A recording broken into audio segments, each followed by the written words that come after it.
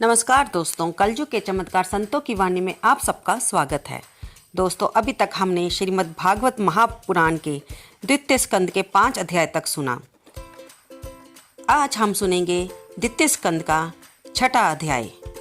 आइए हम आपको ये बता दें कि इससे पहले हमने जितने भी स्कंद और उनके अध्याय सुने हैं उनका डिस्क्रिप्शन बॉक्स में लिंक दिया गया है। अगर आप मेरे चैनल पर नए हैं और सुनना चाहते हैं तो आप उस लिंक को क्लिक करके उन वीडियोस को सुन सकते हैं। हम पहले दिन से ही आपको बताते आ रहे हैं कि एक तरफ तो ये कथा नैमिषारण्य में श्री शुक जी द्वारा सभी शौनक आदि ऋषियों को सुनाई जा रही है और दूसरी तरफ श्री सुखदेव जी द्वारा राजा परीक्षित को सुनाई जा रही है। आइए सुनते हैं 6ठे अध्याय। ब्रह्मा जी कहते हैं, उन्हीं विराट पुरुष के मुख से वाणी और उसके अधिष्ठात्र देवता अग्नि उत्पन्न हुए हैं। सातों छंद उन्हीं की 7 धातुओं से निकले हैं। मनुष्यों, पितरों और देवताओं के भोजन करने योग्य अमृतमय अन्न, सब प्रकार के रस, रसेंद्रियां और वरुण विराट पुरुष की चिन्ह से उत्पन्न हुए हैं। उनके नासा छिद्रों से प्राण, अपान, व्यान, उदान और सम्मान, ये 5 प्राण और वायु तथा ज्ञानेंद्रिय से अश्वनी कुमार समस्त औषधियों एवं साधारण तथा विशेष गंध उत्पन्न हुए हैं। उनकी नेत्रेंद्रिय रूप और तेज की तथा नेत्र गोलक स्वर्ग और सूरज की जन्मभूमि है। समस्त दिशाएं और पवित्र करने वाले तीर्थ कानों से तथा आकाश और शब्द श्रोतेंद्रिय से निकले हैं। उनका शरीर संसार की सभी वस्तुओं का सार भाग तथा सौंदर्य का खजाना है। सारे यज्ञ, स्पर्श और वायु उनकी त्वचा से निकले हैं। उनके रोम सभी उद्विज पदार्थों का जन्म स्थान है और केवल उन्हीं के जिनसे यज्ञ संपन्न होते हैं। उनके केश, दाढ़ी, मूछ और नखों से मेघ, बिजली, शिला और लोहा आदि धातुएं तथा भुजाओं से प्राय संसार की रक्षा करने वाले लोकपाल प्रकट हुए हैं।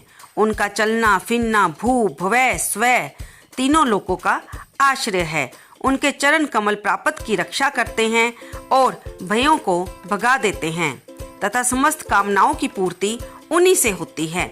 विराट पुरुष का लिंग जल, वीर्य, सृष्टि, मेघ और प्रजापति का आधार है तथा उनकी जनेंद्रिय मैथुन जनित आनंद का उद्गम है। नारद जी विराट पुरुष की पायु इंद्रिय यम, मित्र और मल त्याग का तथा गुद्दा द्वार हिंसा, निवृत्ति, मृत्यु और नरक का उत्पत्ति स्थान है। जैसे सूरज अपने मंडल को प्रकाशित करते हुए ही बाहर की ओर प्रकाश फैलाते हैं, वैसे ही पुराण पुरुष परमात्मा भी संपूर्ण विराट विग्रह को प्रकाशित करते हुए उसके बाहर और भीतर सर्वत्र एक रस से प्रकाशित होते हैं। मुनिवर, जो कुछ मनुष्य की क्रिया और संकल्प से बनता है उससे वह परे हैं और अमृत और अभय मोक्ष के स्वामी हैं। यही कारण है कि कोई भी उनकी महिमा का पार नहीं पा सकता। शास्त्रों में 2 मार्ग बतलाए गए हैं, एक अविद्या रूप कर्म मार्ग जो सकाम पुरुषों के लिए है और दूसरा उपासना रूप विद्या का मार्ग जो निष्काम उपासकों के लिए है। मनुष्य दोनों में से किसी एक का आश्रय लेकर भोग प्राप्ति कराने वाले दक्षिण मार्ग से अथवा मोक्ष प्राप्त करने वाले उत्तर मार्ग से यात्रा करता है। किंतु पुरुषोत्तम भगवान दोनों के ही आधारभूत हैं। जैसे सूरज अपनी किरणों से सबको प्रकाशित करते हुए भी सबसे अलग है, वैसे ही जिन परमात्मा से इस अंड की और पंचभूत, एकादश इंद्रिय एवं गुणमय विराट की उत्पत्ति हुई है, वे प्रभु भी इन समस्त वस्तुओं के अंदर और उनके रूप में रहते हुए उनसे सर्वथा अतीत हैं। जिस समय इस विराट पुरुष के नाभि कमल से मेरा जन्म हुआ, उस समय इस पुरुष के अंगों के अतिरिक्त मुझे और कोई भी यज्ञ की सामग्री नहीं मिली। तब मैंने उनके अंगों में ही यज्ञ के पशु, यूप, कुश, यज्ञ भूमि और यज्ञ के योग्य उत्तम काल की कल्पना की। हे ऋषि श्रेष्ठ, यज्ञ के लिए आवश्यक पात्र आदि वस्तुएं जौ, चावल, औषधियां, घृत, छह रस, लोहा, मिट्टी, जल, जयु, साम, चातुर्होत्र, यज्ञों के नाम, मंत्र, दक्षिणा, व्रत, देवताओं के नाम, पद्धति ग्रंथ, संकल्प, तंत्र, गति, मति, श्रद्धा, प्रायश्चित और समर्पण ये समस्त यज्ञ सामग्री मैंने विराट पुरुष के अंगों से ही इकट्ठी की। इस प्रकार विराट पुरुष के अंगों से ही सारी सामग्री का संग्रह करके मैंने उन्हीं सामग्रियों से उस यज्ञ स्वरूप परमात्मा का यज्ञ के जजन किया। तदंतर तुम्हारे बड़े भाई इन 9 प्रजापतियों ने अपने चित्त को पूर्ण समाहित करके विराट एवं अंतर्यामी रूप से स्थित उस पुरुष की आराधना की। इसके पश्चात समय समय पर मनु, ऋषि, पितृ, देवता, दैत्य और मनुष्यों ने यज्ञ के द्वारा भगवान की आराधना की। हे नारद, मैं प्रेम पूर्ण एवं उत्कंठित हृदय से भगवान के स्मरण में मगन रहता हूँ। इसी से मेरी वाणी कभी असत्य होती नहीं दिखती, मेरा मन कभी असत्य संकल्प नहीं करता और मेरी इंद्रियां भी कभी मर्यादा का उल्लंघन करके कुमार्ग में नहीं जाती। मैं वेद मूर्ति हूँ, मेरा जीवन तपस्यामय है। बड़े बड़े प्रजापति मेरी वंदना करते हैं, मैं उनका स्वामी हूँ। पहले मैंने बड़ी निष्ठा से योग का सर्वांग अनुष्ठान किया था, परंतु मैं अपने मूल कारण परमात्मा के स्वरूप को नहीं जान सका, क्योंकि वे तो एकमात्र भक्ति से ही प्राप्त होते हैं। मैं तो परम मंगलमय एवं शरण आए हुए भक्तों को जन्म मृत्यु से छुड़ाने वाले परम कल्याण स्वरूप भगवान के चरणों को ही नमस्कार करता हूँ। उनकी माया की शक्ति अपार है। जैसे आकाश अपने अंत को नहीं जानता, वैसे ही वे भी अपनी महिमा का विस्तार नहीं जानते। ऐसी स्थिति में दूसरे तो उनका क्या ही पार पा सकते हैं। मैं, मेरे पुत्र, तुम लोग और शंकर जी भी उनके सत्य स्वरूप को नहीं जानते, तब दूसरे देवता उन्हें कैसे जान सकते हैं। हम सब इस प्रकार से मोहित हो रहे हैं कि उनकी माया के द्वारा रचे हुए जगत को भी ठीक ठीक नहीं समझ सकते। अपनी अपनी बुद्धि के अनुसार ही अटकल लगाते हैं। हम तो केवल उनके अवतार की लीलाओं का गान ही करते रहते हैं, उनके तत्व को नहीं जानते। उन भगवान के श्री चरणों में मैं नमस्कार करता हूँ। वे अजन्मा एवं पुरुषोत्तम हैं।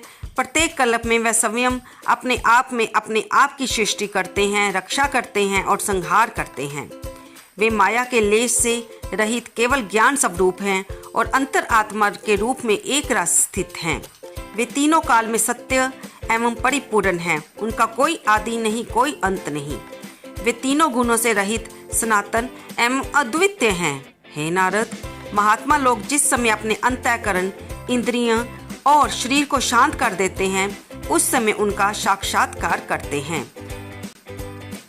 परमात्मा का पहला अवतार विराट पुरुष हैं। उसके सिवा काल, स्वभाव, कार्य, कारण, मन, पंचभूत, अहंकार, तीनों गुण, इंद्रियां, ब्राह्मण शरीर, उसका अभिमानी, स्थावर, जंगम, ये सब के सब भगवान के ही रूप हैं।